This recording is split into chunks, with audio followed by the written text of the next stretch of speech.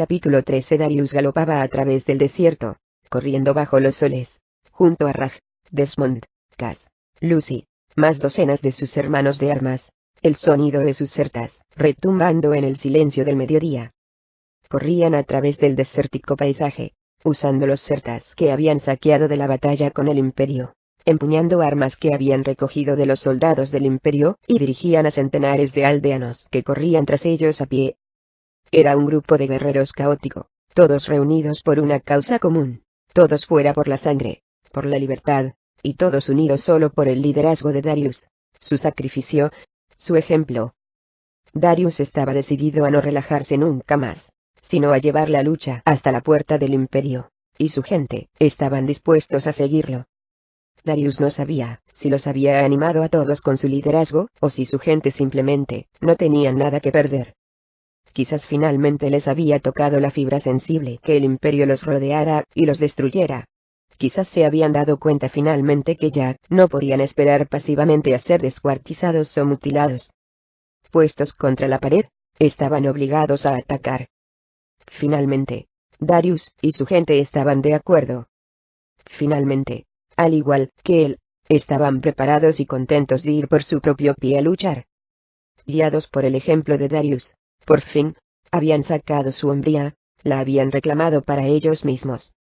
Finalmente habían visto que la madurez no te la podían arrebatar, pero tampoco te la podían dar. Era algo que tienes que reclamar, en lo que tienes que insistir, que se tiene que exigir, y que tienes que tomar con tus propias manos.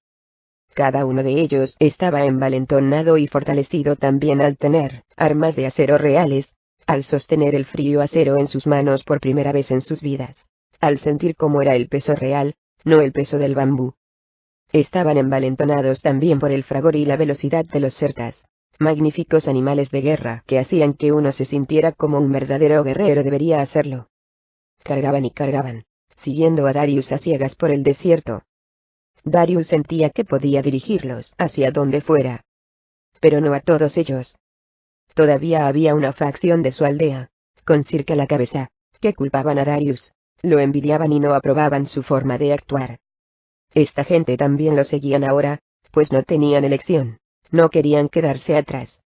Por mucho que estuvieran en desacuerdo con él, o que estuvieran inmersos en una lucha de poder con él, sin embargo, también habían sido esclavos, y, como todos, disfrutaban de probar la libertad por primera vez. Darius dio un puntapié a su certa, y corrieron más rápido. El sudor caía por la espalda de Darius, escociéndole en las heridas, mientras se agarraba con todas sus fuerzas, mirando con los ojos entrecerrados hacia el horizonte. Era tan liberador simplemente estar aquí fuera, solos, libres para hacer lo que quisieran, para ir a donde desearan, durante el día, que apenas notaba sus heridas. Cualquier otro día de su vida, Darius había tenido que comparecer en la labor, solo había tenido tiempo libre después de que se pusiera el sol. Y cualquier otro día, por supuesto, no se hubiera atrevido a arriesgarse a ir fuera de los límites de la aldea. Era libre, verdaderamente libre. Esta palabra hubiera sido inimaginable tan solo unos días antes. Darius cargó y cargó hasta que, finalmente, divisó en la distancia lo que había estado esperando. Era su primer objetivo. Los campos de esclavos de la aldea vecina, que estaba quizás a unos 20 kilómetros de distancia. Todas las aldeas de esclavos de alrededor, separadas por el desierto, eran puntos interconectados en el paisaje, todos bajo el pulgar del Imperio, todos rodeando en círculo el perímetro de Volusia. A ninguna de ellas, por supuesto, se le permitía reunirse, unirse o ver a la otra. Todo esto estaba a punto de cambiar. Darius tenía la sensación que los otros esclavos se sentirían como él. Él tenía la sensación que cuando los otros esclavos los vieran él y a su gente libres, liberados, atacando, también se unirían a la causa. Y, pueblo a pueblo, hombre a hombre, podría construir un ejército. Darius también sabía que no podía atacar Volusia directamente, no con sus pocos hombres, y el gran ejército y las vastas fortificaciones de ellos. Sabía que, si tenía alguna oportunidad de ganar, tenía que atacar al ejército del Imperio desde sus puntos más débiles y vulnerables, donde menos lo esperaran. Allí en los campos, gradualmente, una aldea tras otra, donde había pocos capataces, esparcidos, desprevenidos. Darius sabía que cada campo de esclavos solo contaba con unas cuantas docenas de capataces para vigilar a centenares de esclavos. En el pasado, habían estado sujetos en su sitio y nadie se había atrevido a rebelarse, y, por eso, unos pocos hombres bastaban para vigilar a muchos. Pero, si Darius podía evitarlo, todo esto estaba a punto de cambiar. Ahora, estos crueles capataces estaban a punto de aprender el poder del hombre común. Darius sabía que podían ganar, especialmente si marchaban sobre ellos rápidamente, de forma imprevista, y si liberaban a los esclavos y los convertían en su creciente y diverso ejército. Mientras se aproximaban, Darius soltó un fuerte grito, dio un puntapié a su certa y cargó más rápido, cercando los campos de esclavos. Desde aquí podía ver centenares de esclavos, salpicando el paisaje, todos ellos encadenados, picando piedra. Ninguno de ellos esperaba su llegada. Allí por encima de ellos, entremezclados de arriba a abajo, andando de una punta a la otra de las filas, estaban los capataces del imperio, levantando sus látigos, golpeándolos bajo el sol de la mañana. Darius se apenó al verlo, el dolor todavía era reciente en su espalda por los latigazos. Ver aquello le traía recuerdos recientes, un nuevo deseo de venganza. Darius frunció el ceño, dio un puntapié y cargó todavía más rápido. A su alrededor sus amigos hicieron lo mismo, teniendo la misma visión, sintiéndose como él, sin necesidad de un empuje para poner las cosas en su sitio. Cuando Darius los alcanzó, vio que la primera fila de esclavos se daba la vuelta, y lo miraban, encima de su certa, y observó cómo abrían los ojos perplejos. Obviamente, estos esclavos nunca habían visto esclavos libres montando en certas, empuñando armas de acero. Nunca habían visto a alguien como ellos, con su color de piel, montando libres, triunfantes, bajo el sol. Darius se fijó en un capataz particularmente grande, que estaba azotando a un chico joven, y levantó la corta lanza que había rescatado del imperio, apuntó y la lanzó. El capataz finalmente se dio la vuelta por el sonido de los certas retumbando hacia ellos, y Darius observó con satisfacción cómo sus ojos también se abrían por la sorpresa, y después por la agonía, cuando la lanza le atravesó el corazón. El capataz la agarró con las dos manos, como intentando arrancársela, y miró a Darius confundido, antes de caer desplomado sobre su espalda. Muerto.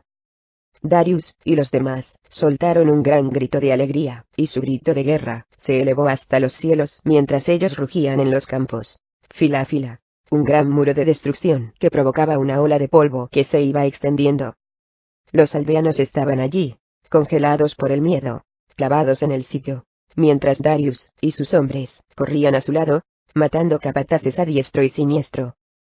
Darius y los demás se detuvieron ante un grupo de esclavos que estaban allí, encogidos de miedo.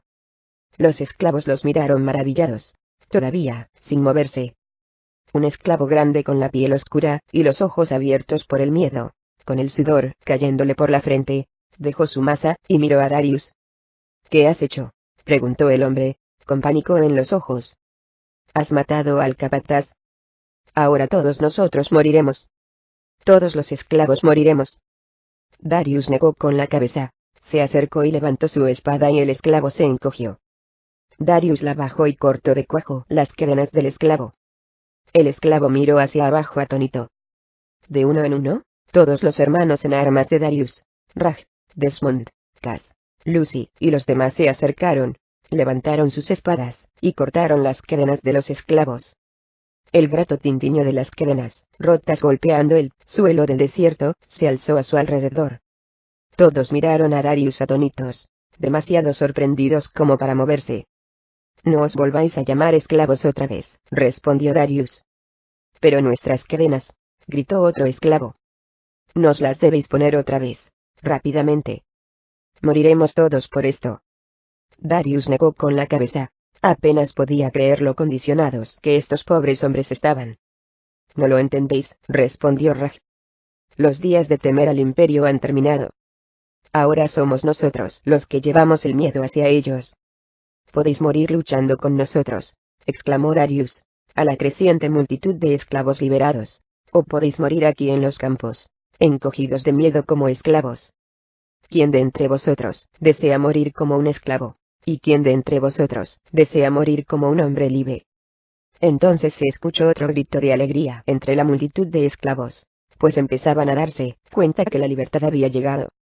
«Yo no puedo daros vuestra libertad, hermanos míos», exclamó Darius. «Debéis luchar por ella.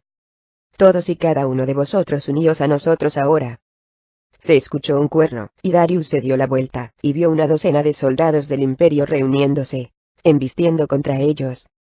De repente, se oyó otro grito detrás de Darius. Él echó un vistazo hacia atrás, y vio centenares de sus aldeanos, a pie, apareciendo por el horizonte, embistiendo para apoyarle, alcanzándolo. Los soldados del imperio de repente los divisaron también, y, al hacerlo, se detuvieron en seco.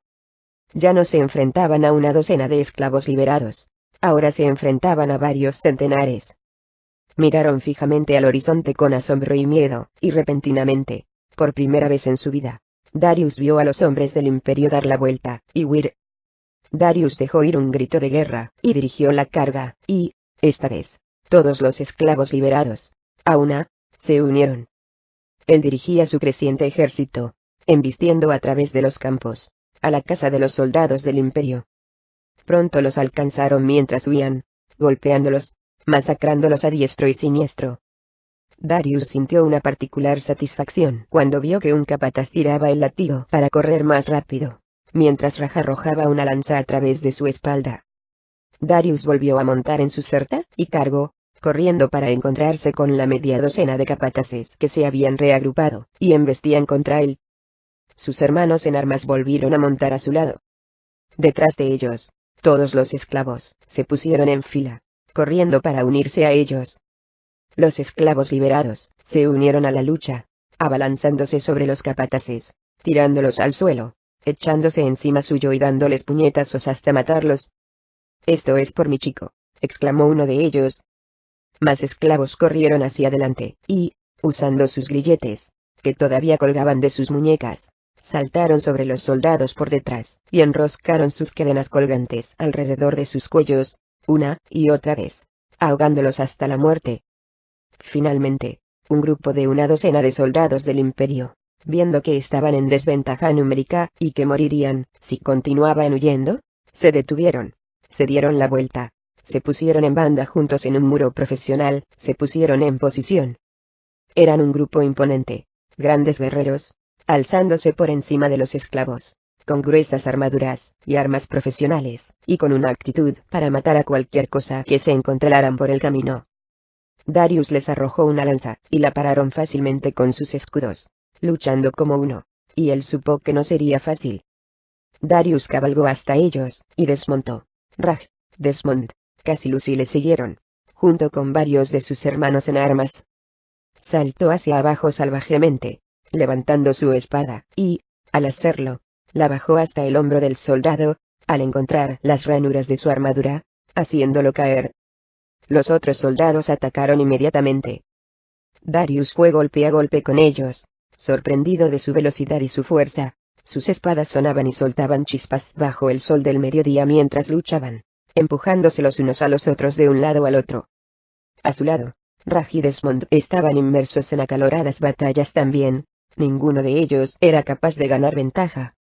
Sus otros hombres y los aldeanos empezaron a alcanzarlos, a unirse a ellos, y Darius oyó sus gritos mientras eran reducidos por aquellos soldados profesionales. Darius iba golpe a golpe con un habilidoso soldado. Las espadas sonaban. La mayoría de sus golpes los paraba con su enorme escudo de cobre. Otro soldado del imperio se acercó corriendo, y golpeó a Darius en un lado de la cabeza con su escudo, haciéndolo caer sobre una rodilla. Darius, sin perder ni un golpe, dio un giro, a pesar de que le resonaba la cabeza, e hizo un corte en la rodilla al soldado del imperio. Con un grito cayó hacia adelante al suelo. Darius se apartó rodando por el suelo mientras el otro soldado le atacaba por la espalda, intentando cortársela por la mitad. Darius se puso de nuevo en pie y paró un golpe, pero no pudo llegar a tiempo cuando vio otro golpe de espada que iba dirigido a su espalda. Darius oyó el repentino sonido de grilletes moviéndose en el aire, y vio a uno de los esclavos liberados levantar el brazo, rodear la muñeca del soldado con sus grilletes, y tirar hacia atrás, salvando a Darius del golpe mortal. Darius se dio la vuelta, y apuñaló al soldado justo antes de que pudiera liberarse y atacar al esclavo. 2 soldados más se apresuraron hacia Darius y Darius se apartó de su camino mientras su serta corrió hacia adelante.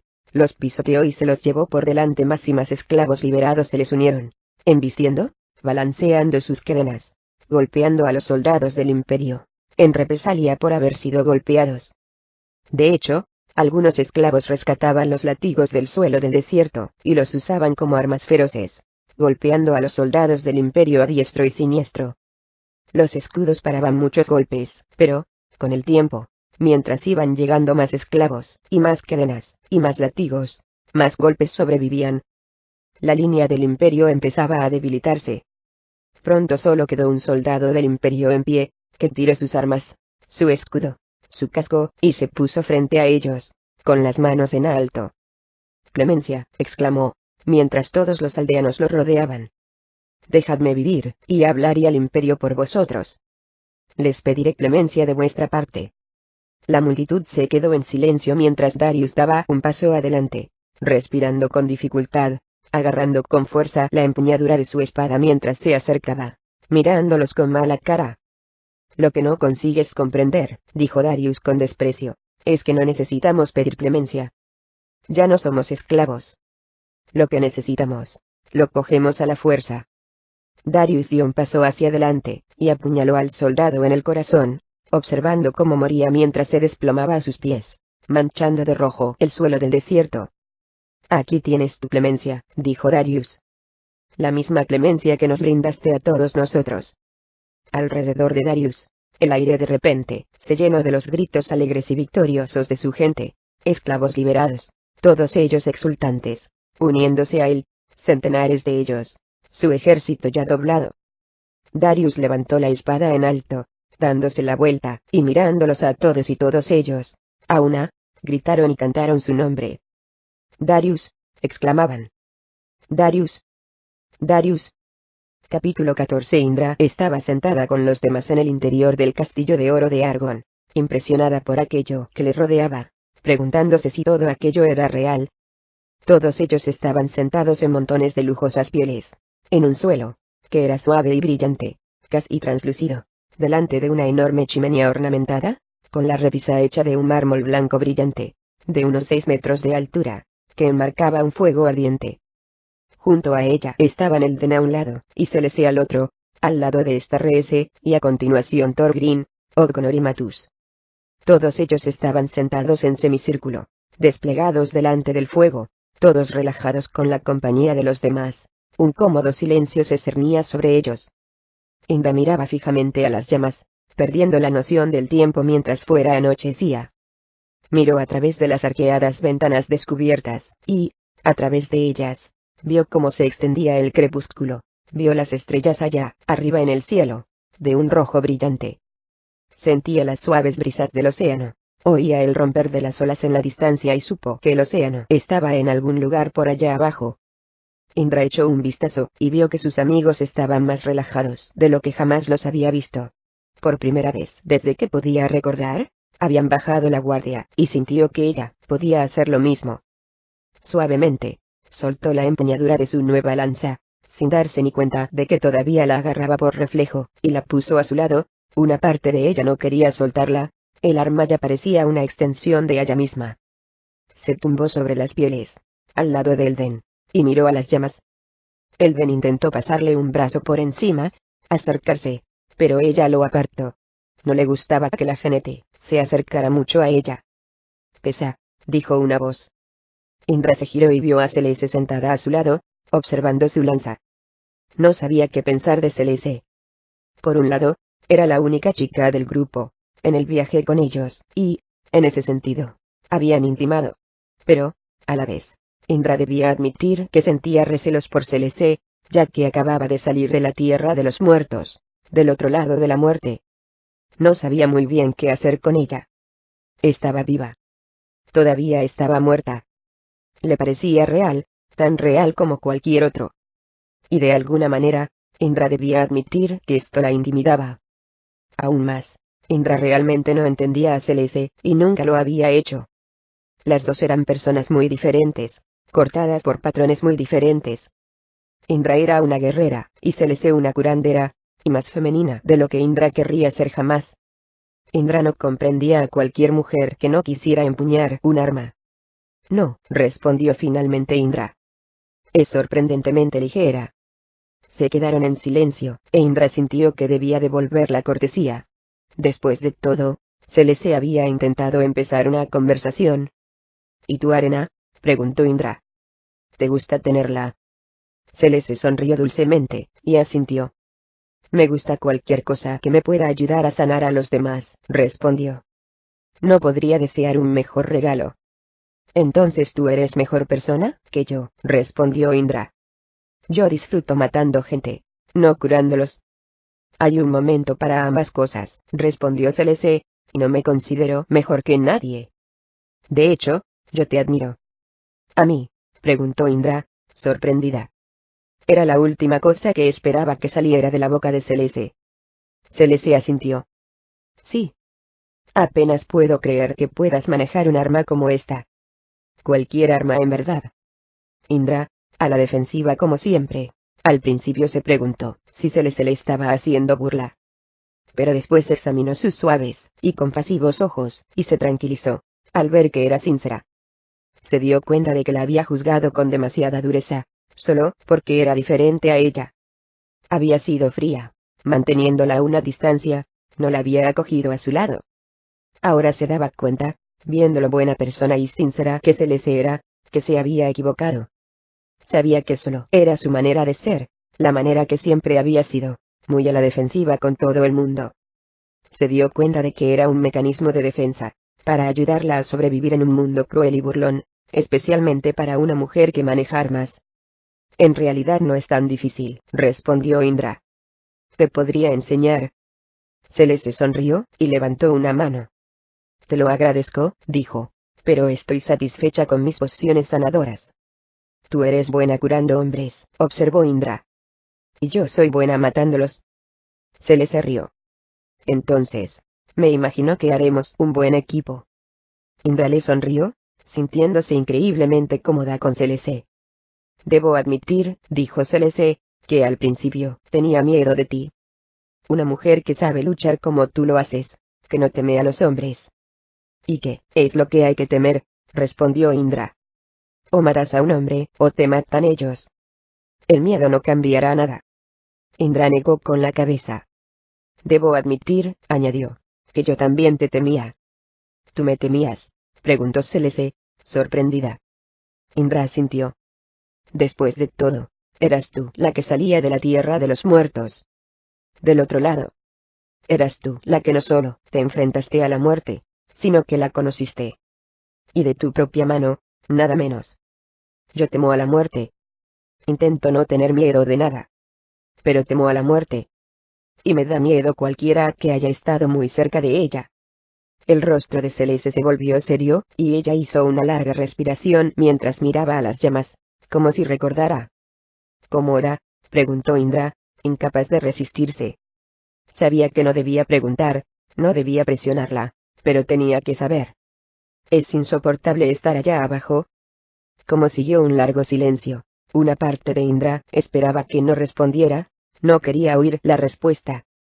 Pero otra parte moría por saberlo. Celeste finalmente suspiró. Es difícil de describir, dijo. No es como entrar a otro lugar. Es como entrar a otra parte de ti misma, una parte profunda, y a veces oscura, de ti misma. Todo vuelve a la superficie, delante de tu cara, todo lo que hiciste en vida, todos los que amaste, todos los que odiaste, todo lo que hiciste y lo que no. El amor dado, y el amor perdido. Todo viene como burbujas delante de ti, como si todo sucediera de nuevo. Es un estado extraño, una revisión de tu vida que no termina nunca. Es un sitio de recuerdos, sueños y esperanzas. Un lugar, más que nada, de deseos incumplidos. Celeste suspiró. Para mí, más que para la mayoría, porque yo me quité la vida, y me enviaron a un sitio diferente allá abajo. Era un lugar al que me enviaron a reflexionar, a entender lo que hice, y por qué. Los recuerdos juegan a repetirse, y nunca acaban. Por un lado, era catártico. Por el otro lado, era tortuoso. A causa de cómo terminó mi vida, todo parecía incompleto. Me sentía arder por una oportunidad más, solo una oportunidad para arreglar los errores, para enmendarlos. Indra podía ver lo profundamente que se lo sentía todo, reviviéndolo en sus ojos, perdida en otro lugar. Sentía que había una naturaleza translúcida en Celeste, como si una parte de ella estuviera aquí, y otra parte todavía allá abajo. Celeste se dio la vuelta, y fijó la mirada en ella. ¿Y tú qué? Preguntó Celeste. Tu vida era perfecta. Indra pensó largo y tendido sobre la pregunta. Nunca antes la había considerado. Indra negó con la cabeza. Estaba muy lejos de ser perfecta, dijo. Era cualquier cosa menos eso. Yo crecí en el imperio. En el imperio, uno vive la vida como un esclavo. Yo vivía dentro de una gran ciudad de esclavos, y la esclavitud era mi vida. Fui testigo de cómo todos aquellos que quería y conocía eran asesinados. Indra suspiró, sintiéndose enferma por el pensamiento, todo volvió rápidamente a ella, como si fuera ayer. Podía vivir con la esclavitud, dijo ella. Podía vivir con el trabajo. Podía vivir con los golpes. Pero con lo que no podía vivir era con ver a mi familia en la esclavitud, verlos ser esclavos. Aquello era demasiado. Indra se quedó en silencio, pensando en ellos, recordando a sus padres y a sus hermanas y hermanos. ¿Y dónde están ellos ahora? Preguntó Celeste. ¿Qué pasó con ellos? Se hizo un largo silencio, a excepción del chisporrotear del fuego, mientras Indra sentía que todos los demás escuchaban, observando si respondía. Indra negó con la cabeza y la agachó, sintiendo sus ojos inundados de lágrimas. No conseguía decir las palabras, así que simplemente se quedó en silencio. Se levantó el brazo y le puso la mano en el hombro para reconfortarla. Finalmente, después de un buen rato, Indra recobró la respiración. Vi cómo morían, dijo. Las palabras se quedaban pegadas en su garganta. Todos y cada uno de ellos. Y yo no pude hacer nada. Estaba encadenada a los demás. Estaba indefensa. Suspiró. Juré que sobreviviría. Juré que me convertiría en guerrera. Juré venganza. La necesidad de venganza es algo muy poderoso, más poderoso incluso que la necesidad de comida, de agua, que la necesidad de vivir. Es lo que me sostuvo. Es lo que me hizo seguir. Juré que haría todo lo que hiciera falta para matar a aquellos que me quitaron a mi familia. Elden se acercó, deslizándose y la rodeó con su brazo. Lo siento, dijo. Era la primera vez que hablaba en un rato, y la primera vez, desde que ella podía recordar, que él, siempre tan silencioso, expresaba sus emociones. Pero Indra se sacudió su brazo, y, a pesar de ella misma, se sintió enfadada. No podía evitarlo, era su parte defensiva que la abrumaba. No quiero vuestra compasión, dijo bruscamente, con la voz oscura, llena de rabia. No quiero la compasión de nadie. Indra de repente se levantó, atravesó la habitación, y se sentó al otro lado, dándoles la espalda a todos, llevándose su lanza con ella. Se sentó allí, de cara a la pared, observando la noche por la ventana, y alzó su lanza bajo la luz de la luna. Se limpió una lágrima, rápidamente, para que ninguno de los demás la viera así, y alzó la vara a la luz, para examinarla. Observó cómo todos sus diamantes brillaban y sintió consuelo con su nueva arma. Los mataría a todos, hasta el último hombre del imperio. Aunque fuera la última cosa que hiciera, los mataría a todos ellos. Asterisco Thor tuvo sueños rápidos y turbulentos. Se veía a sí mismo, navegando en la proa de un hermoso y largo barco, con velas de tela nuevas por encima de él, ondeando, el océano brillando a sus pies mientras se abrían camino en el mar como peces. Él y sus hermanos de la legión se dirigían hacia una pequeña isla que estaba delante, una isla marcada por 3 marcados acantilados, como las jorobas de un camello, pero blancos como la nieve. Era una visión que Thor no podría olvidar nunca. Mientras se acercaban navegando, allá arriba, en el acantilado más alto, algo llamó su atención, reflejado por el sol. Él fijó la vista y divisó un pequeño y brillante Moisés. Sabía, simplemente lo sabía, que dentro había un bebé. Su bebé. Guwaine. La corriente los llevaba tan rápido que Thor casi se quedaba sin respiración, y, mientras se acercaban, navegando como si fueran en alas del viento, Thor estaba lleno de una alegría y una emoción que jamás había conocido. Estaba en la barandilla, a punto de saltar, de correr hacia arriba de los acantilados, en el momento en que su barca tocara la arena. De repente tocaron tierra, y Thor saltó con gracia por la barandilla, cayendo unos 6 metros hacia abajo, y yendo a parar fácilmente a la arena. Golpeaba el suelo al correr, y corrió a toda velocidad hacia la densa selva tropical que rodeaba la isla. Thor corría y corría, las ramas lo arañaban, hasta que al final llegó a un claro. Y allí dentro, en lo alto de un peñasco, estaba el Moisés dorado. Los lloros de un bebé llenaban el aire de la selva, y Thor corrió hacia adelante. Subió a 4 patas el peñasco, y se detuvo en su altiplano, emocionado por ver a Gwaine. Thor estaba feliz al ver que Gwaine estaba allí. Estaba realmente allí. Levantaba los brazos hacia él llorando, y Thor lo cogió, llorando. Sujetó su bebé hacia él, apretándolo hacia su pecho, meciéndolo, y las lágrimas de alegría caían por su rostro. Padre, oyó que decía Gwaine. La voz resonó de alguna manera dentro de su cabeza. Encuéntrame. Sálvame, padre.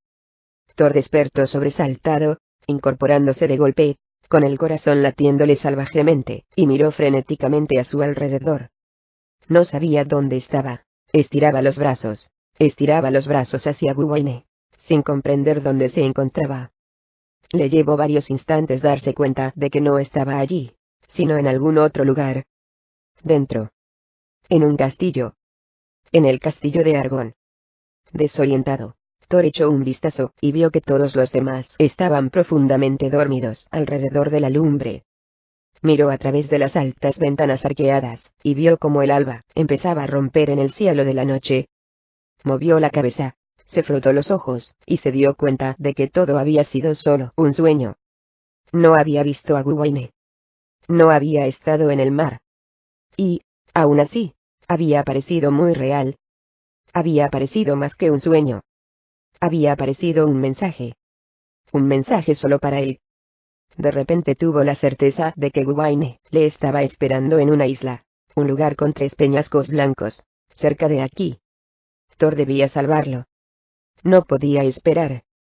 Thor, de repente, se puso de pie de un salto y despertó a todos sus hermanos, sacándolos de su sueño. Todos se pusieron de pie de un salto, agarrando sus armas, alerta. Debemos irnos, dijo Thorgreen. Ahora. ¿Ir dónde?, preguntó Connor. Gwaine, dijo Thorgreen. Lo vi. Sé dónde está. Debemos ir hacia él de inmediato. Ellos todavía lo miraban fijamente, confundidos. ¿Estás loco?, preguntó Reese. ¿Irnos ahora? Todavía no ha amanecido. ¿Y qué pasa con Ragón?, preguntó Indra. No podemos escapar así. Thor negó con la cabeza. ¿No lo entendéis? Lo vi. No tenemos tiempo. Mi hijo espera. Sé dónde está. Debemos irnos de inmediato. Thor sintió como una urgencia se apoderaba de él, una urgencia más grande de lo que nunca había sentido en su vida. Sintió que no tenía elección. Thor, de repente, se dio la vuelta, incapaz de esperar más, y se marchó corriendo de la habitación. Salió como una ráfaga por los pasillos del castillo, escaleras abajo, y a través de la puerta, corriendo solo por los campos. Bajo la primera luz del amanecer, una de las lunas todavía estaba en el cielo. «Espera», exclamó una voz. Thor echó un vistazo atrás, y vio a los demás, todos detrás suyo. «Te has vuelto loco», gritó Matus. «¿Qué te ha cogido?». Pero Thor no tenía tiempo de responder. Corría y corría hasta que sus pulmones estaban a punto de explotar, sin pensar con claridad, solo sabía que debía llegar hasta su barca. Pronto llegó a los acantilados, y, al hacerlo, se detuvo y se quedó allí, mirando hacia abajo. Su barca estaba todavía allí, visible bajo la luz de la luna, exactamente igual que había estado cuando lo dejaron. Las 7 cuerdas estaban allí también, todavía colgando del borde. Thor se giró, cogió una cuerda y empezó a descender. Echó un vistazo y vio que los demás descendían también a su lado, dejando todos ellos aquel lugar apresuradamente. No entendía qué le estaba sucediendo, y no le importaba. Pronto, estaría con su hijo. Ragón salió de su castillo, despierto por una inusual sensación en el amanecer, y marchó a través de las colinas, perturbado, usando su bastón, y estudió el horizonte. Allá arriba, Licoples chillaba, volando en amplios círculos. Ragón llegó al borde de los peñascos, y miró hacia el océano, que brillaba al amanecer. Mientras observaba las aguas, pudo divisar una forma. Allá abajo, a lo lejos, Ragón vio el barco de Thor, navegando, llevado ya por las corrientes. Ragón, angustiado, levantó su bastón, e intentó controlar la corriente para traerlo de vuelta. Se sorprendió al ver que no podía. Por primera vez en su vida, era incapaz de controlarla, se enfrentaba a un poder más fuerte que el suyo propio. Desconcertado, Ragón estudió los cielos, y, al hacerlo, notó por primera vez una forma. Una sombra. Escuchó un chillido del más allá, un chillido que no podía haber venido de ningún sitio sobre tierra, y sintió un escalofrío en la espalda. La sombra desapareció entre las nubes rápidamente, y Ragón se quedó allí, congelado, al darse cuenta de lo que era. Un demonio. Soltado del infierno. De repente, Ragón lo comprendió. Un demonio había atravesado esta isla, había lanzado un maleficio de confusión sobre sus ocupantes, y había encantado a Thor bajo su embrujo. Solo Dios sabía qué le había hecho creer a Thor, se preguntaba Ragón, mientras observaba cómo se alejaba su barco, haciéndose cada vez más y más pequeño, lejos de Guwaine, lejos de su único hijo, y hacia un peligro mucho más grande, seguramente, de lo que Ragón jamás podía imaginar. Capítulo 15. Gwendolyn marchaba a través del gran desierto bajo los implacables dos soles del cielo del desierto, con Kron a su lado, como había estado haciendo día tras día, poniendo un pie delante del otro, levantando el polvo. Las piernas le dolían con la interminable monotonía de la marcha. No habían dejado de caminar nunca desde que dejaron a la gente de Darius, todos ellos decididos a cruzar el desierto, para encontrar el segundo anillo, para encontrar ayuda. Pero cuando miraba hacia adelante, como había hecho durante días, lo único que veía delante suyo era más monotonía, un paisaje vacío, nada en el horizonte, solo más de este rojo desierto. El duro suelo del desierto estaba agrietado, era empinado, se alargaba para siempre hasta la nada y nada rompía la monotonía excepto las nubes de polvo que pasaban de vez en cuando, o los arbustos de espinas que rodaban por el viento. Era el desierto más vacío que jamás había visto. Un lugar sin esperanza, árido. Sentía como si estuviera marchando a los mismos confines del mundo. Kron respiraba entrecortadamente, gimiendo, y, mientras marchaban, sus temores se acrecentaban. Gwendolyn se preguntaba en qué había metido a su gente.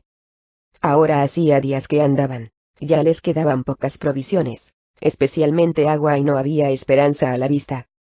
Tampoco había refugio a la vista, y ella no sabía cuántas noches más podía tener a su pueblo, durmiendo a la intemperie, al descubierto, en el suelo del desierto, con los helados, azotadores vientos de arena, y los interminables bichos que trepaban sobre ellos por la noche. Ella ya estaba cubierta de picaduras, despierta cada hora, aplastando insectos extraños que pululaban cerca de su oreja. La noche anterior uno de sus hombres había muerto por la picadura de un escorpión, y esta mañana, la misma Gwen había aplastado la araña más grande que jamás había visto, justo antes de que se metiera en su bota.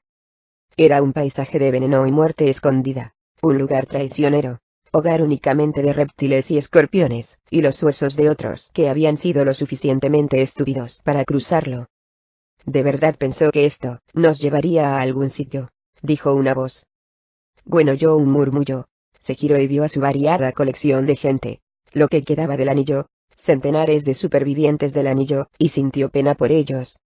Habían aguantado mucho batallas, viajes, enfermedad, hambre, la pérdida de seres queridos, de sus posesiones, de su tierra. Su sufrimiento parecía no tener fin, y aquí estaban, en otra caminata más, en otro destino que podía no llegar nunca. Estaban agotados, escépticos, y empezaban a perder la esperanza. Apenas podía culparlos. Su corazón se le rompía sobre todo por la bebé, que lloraba, su llanto estridente siempre con ellos mientras Illetra la llevaba cuidadosamente, envuelta para protegerla del sol, sin descuidar nunca sus obligaciones con ella. Gwen deseaba poderle dar agua, sombra, un sitio cómodo para dormir. Si este gran desierto realmente llevara a algún sitio, respondió otra persona, ¿no cree que los esclavos ya lo hubieran intentado? ¿No cree que hubieran intentado escapar? Esto es, porque no lleva a ningún sitio, dijo el otro, y lo saben. No fueron tan estúpidos de intentar cruzarlo. Gwendolyn vio las caras de su gente, enfadados, quemados por el sol, sedientos, desesperados, y cuando alzaban la vista, y la miraban con furia, con los ojos llenos de odio, delirantes por el sol implacable, tenía que apartar la vista. A pesar de sus duras palabras, no podía soportar verlos sufrir así. También reconoció la cara de uno de los que estaban instigando todo esto a Sin. Él había sido uno de los instigadores de la rebelión en la cueva. Ella pensaba que se le habían bajado los humos, pero aparentemente no era así. Había sido piadosa al perdonarle la vida allí. Se dio cuenta de que, quizás, aquello había sido un error. ¿Dónde cree que este desierto nos llevará? De todos modos, oyó como Aisling exclamaba de repente, con una voz fuerte, por encima de la estridencia. Gwendolyn se sorprendió al verlo tan envalentonado, como ganando fuerza, llamando a la rebelión abierta. Realmente finge creer que existe un segundo anillo, añadió. ¿Por qué no llamarle simplemente lo que es? Nos está llevando a nuestras tumbas. Se oyó un murmullo procedente de algunos de los suyos, que empezaban a entusiasmarse con él, y Gwendolyn sintió que los pelos se le ponían de punta, sentía que la tensión crecía en el ambiente tras ella. Le dolía que la condenaran tan duramente, especialmente después de todo lo que se había sacrificado por ellos. ¿Eso era lo que significaba ser reina? A su lado, Ron empezó a gruñir. No pasa nada, Cron, dijo tranquilizándolo. Nunca debimos luchar por aquellos aldeanos, gritó otro de su gente. Nunca debimos habernos quedado para empezar. Hubo otro murmullo insatisfecho. Nunca debimos quemar nuestros barcos, exclamó otro. Nunca debimos zarpar hacia el imperio, exclamó otro. El murmullo se hizo más intenso, y le siguió el inconfundible sonido de una espada al desenfundarse, cortando el aire. Cron se dio la vuelta, gruñendo, poniéndose delante de Gwen. La multitud, de repente, paró su marcha, y Gwen se dio la vuelta, y vio a Stephen allí de pie, con la espada desenfundada, frente a los rebeldes. Si deseáis quejaros, dijo furioso, entonces tened el valor de enfrentaros a la reina, y quejaros directamente a ella. Dejad de reíros disimuladamente a su espalda como niños pequeños asustados. Es traición incitar a los demás, y, si continuáis hablando así, aprenderéis lo que significa la muerte de verdad. Gwen estaba impresionada por la fuerza de Stephen, por la autoridad en su voz, por su profunda y firme lealtad hacia ella, y se sintió abrumada de gratitud por su presencia. Se daba cuenta de que se sentía muy culpable por cómo estaba su pueblo por alzarse a favor de ella. Aisling miró amenazadoramente a Stephen. Al lado de Stephen, Kendrick se dio la vuelta, y también desenfundó la espada. Tendrás que vértelas conmigo, también, añadió. El gruñido de Cron se intensificó, mientras empezaba a caminar lentamente hacia Aisling y Aisling miraba de Cron a Stephen a Kendrick, y entonces, finalmente, agachó la cabeza. Solo era un comentario, murmuró, dando marcha atrás. Gwendolyn dio un paso adelante y puso su mano suavemente sobre las espadas de Stephen y Kendrick, y estos las envainaron. Hizo un gesto a Cron, y se calmó y volvió hacia ella, mientras ella se daba la vuelta, y se dirigía a su pueblo. Sé que este viaje es duro, dijo. Todos los viajes que merecen la pena lo son. Sé que todo nuestro exilio no ha sido fácil. Pero nosotros somos la gente del anillo. Hemos tenido sufrimientos peores, y saldremos de esta. Tenemos un espíritu indomable. No luchamos solo por los esclavos, sino por nosotros mismos, ya que todos somos esclavos del imperio. Siempre lo hemos sido, como todo el mundo bajo este cielo. Finalmente, luchamos por la verdadera libertad, para deshacernos del yugo del imperio, de una vez por todas. Gwendolyn respiró profundamente, viendo cómo su pueblo escuchaba atentamente cada una de sus palabras, mirándola fijamente. Sé que tenéis miedo, exclamó. Yo también tengo miedo. Nos encontramos en una misión por nuestras propias vidas, por nuestra libertad, y por la libertad de los demás.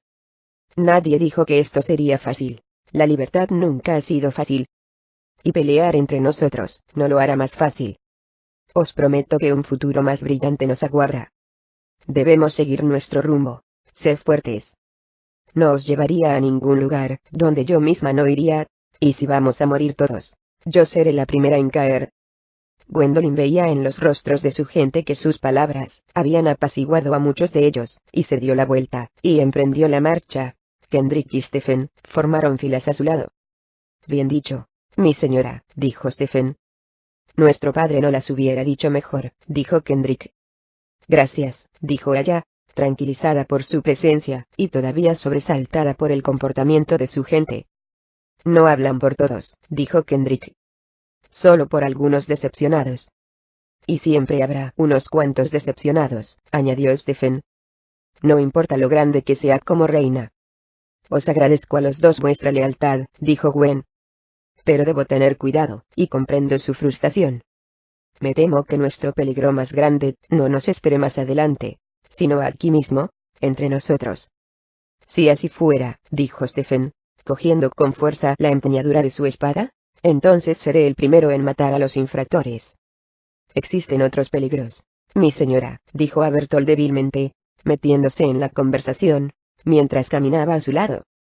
Entre ellos, principalmente, la falta de comida y de agua. No hemos encontrado ni una sola fuente de agua, y, si no encontramos una pronto, me temo que el sol puede ser nuestro peor adversario. Gwen había estado pensando en las mismas cosas. Miró hacia atrás, al horizonte, mientras continuaba andando, esperando una señal, algo. Pero no había nada. Se dio la vuelta, y miró a Abertol, que caminaba a su lado, usando su bastón. Parecía más débil de lo que jamás lo había visto. Tú has estudiado todas las historias, le dijo en voz baja. No solo conoces la historia del anillo, sino también la del imperio. Conoces todas las leyendas, toda la geografía. Dime, dijo, dirigiéndose a él, ¿es cierto? ¿Puede existir un segundo anillo? Abertol suspiró. Diría que tiene tantas posibilidades de existir como de no hacerlo, respondió él. El segundo anillo siempre se consideró en literatura como parte mito y parte realidad. Encontraréis numerosas referencias a él en las primeras historias del anillo, pero pocas en los volúmenes más tardíos. Disminuyen totalmente en las historias recientes. Quizás solo se debe a que nunca se encontró, dijo Gwendolyn esperanzada. Abertol suspiró. Quizás, respondió. O quizás porque nunca existió. Ella reflexionó sobre sus palabras mientras caminaban en silencio. Finalmente, él se dio la vuelta, y la miró. ¿Ha pensado, mi señora? Preguntó, mirándola de manera significativa. ¿Qué haremos, si no existe? O peor, si nos lleva a más desierto. Sí que lo he hecho, respondió. A cada momento. ¿Qué elección tenemos? En la aldea, nos aguarda una muerte segura. Este es el camino hacia la esperanza. El camino más duro es siempre el camino hacia la esperanza. Se quedaron en un melancólico silencio mientras continuaban caminando. Mientras andaba, hora tras hora, con el sol más caliente cada vez, Gwendolyn se preguntaba cómo su vida se había convertido en eso, cómo eso podía ser lo único que quedaba del que una vez fue el gran e imponente anillo. Estos pocos centenares de hombres, junto con unas pocas docenas de los plateados, lo único que representaba el lugar y la nación que ella ama. Pensaba en la boda que había planeado con Thor, en el bebé que una vez había tenido en sus brazos, en la interminable abundancia del anillo, y contuvo sus lágrimas. ¿Cómo había llegado a esto? Lo daría todo por volver a abrazar a Gwyne. Lo daría todo por volver a ver a Thor Green, por tenerlo a su lado. Por tener a Rallybar y Micoples de vuelta. Se sentía completamente sola, y se preguntaba si las cosas podían empeorar. Meditaba sobre su familia, todos juntos no hacía tanto tiempo, y separados, rotos de tantas maneras. Su padre y su madre, muertos. Gareth, muerto. Godfrey, entrando a Volusia en una misión en la que era hombre muerto. Reese, con Thor en el otro lado del mundo, con toda probabilidad muerto. Y Kendrick, el último familiar que le quedaba a su lado, en una caminata absurda por el desierto donde probablemente pronto estarían muertos. Se preguntaba por qué el destino se había propuesto separarlos a todos. Un viento caliente y polvoriento soplaba en su cara, y Gwen se protegía los ojos mientras otra nube de arena del desierto arrancaba. Se atragantó con ella, tosiendo con los demás, intentando recuperar la visión. Esta vez, sin embargo, el viento no pasó de largo. Al contrario, parecía que el polvo rojo se le estaba clavando en la cara, arañándola y cada vez se hacía más y más fuerte. Gwen oyó un chillido repentino, un extraño ruido que le provocó un escalofrío en la columna vertebral, diferente a cualquier cosa que jamás hubiera oído, y, al mirar hacia arriba el polvo, se quedó atónita al ver delante de ella, saliendo de la nube de polvo, una manada de criaturas. Las exóticas criaturas eran altas y delgadas, y daban vueltas dentro de la nube de polvo. Sus cuerpos eran rojos, del mismo color que el polvo, con largas mandíbulas y macabros rostros alargados. Había docenas de ellas, llevadas por el viento, dando vueltas dentro de la nube de polvo, y soltaban un horroroso ruido de lamento cuando aparecían, dando vueltas sobre sí mismas en medio del polvo, y atacando de repente a toda su gente. «Caminantes del polvo», exclamó Sandara. «Protegeos». Kendrick, Stephen, Brandt, Acme y todos los demás desenvainaron sus espadas, y Gwendolyn sacó la suya, y dio vueltas junto a ellos, mientras los caminantes del polvo descendían sobre ellos desde todas direcciones. Gwen dio un cuchillazo, y falló, y un caminante del polvo rasgó el lado del rostro de Gwendolyn, arañándola con su zarpa. Gritó de dolor mientras le arañaba la cara, su pezuña era tan áspera como el papel de lija. Otro vino hacia ella, y le hizo un corte en el brazo con sus 3 garras, haciéndola gritar de dolor otra vez. Vino otro hacia ella, y otro. Gwen sentía como si estuviera revolcándose por un campo de espinas. Stephen dio un paso adelante y daba cuchillazos salvajemente, tal y como hicieron Kendrick y los demás, y todos fallaron. Los caminantes del polvo eran demasiado rápidos. Los caminantes del polvo entraban y salían de la multitud rápidamente, arañando y haciendo cortes. Los gritos de la gente de Gwen, exclamando mientras les infligían miles de pequeños cortes. Gwen, desesperada, agarró el puñal de su cintura, dio una vuelta, y se lo clavó a uno directamente en la garganta. Este cayó al suelo, chillando, desapareciendo en un montón de polvo. «Agachaos, cerrar admiración, comillas», exclamó Sandara. «Arrodillaos. Tapaos la cabeza». Gwen escuchó el lloro de un bebé que rasgaba el aire. Echó un vistazo, y vio a Ilgebra, agarrando a la bebé. Ambas estaban siendo atacadas. Soltó su puñal, y se fue corriendo hacia allí, protegiéndolas, cubriendo a la bebé con su cuerpo, y tirándolas al suelo. Gwen estaba encima de ellas, cubriendo a la bebé con sus manos, brazos y codos, sintiendo los rasguños y los arañazos por todas partes mientras la nube continuaba soplando. Sentía como si la estuvieran arañando hasta la muerte, y no sabía cuánto tiempo más podría resistirlo. Al menos, sin embargo, estaba protegiendo a la bebé. Gwen estuvo arrodillada así, al igual que los demás, durante lo que pareció una eternidad. El horroroso zumbido, aullido y lamento de estas criaturas llenaba sus oídos. Finalmente, la nube empezó a esfumarse, soplando por el desierto, justo por delante de ellos, hasta que los arañazos se volvieron más ligeros. El ruido se acalló, y todo aquello paró. El desierto, de repente, estaba en calma, en silencio, igual que había estado antes de que llegaran, y Gwen se arrodilló, miró hacia atrás, y vio que la nube seguía soplando, desapareciendo en el horizonte. Temblando, Gwen se apoyó en sus manos y rodillas, y echó un vistazo a su gente. Todos ellos estaban todavía en el suelo, con arañazos y cortes. Parecían traumatizados. Miró hacia el otro lado, hacia la gran extensión que les esperaba allí delante, y se preguntó: ¿qué otros horrores les aguardaban?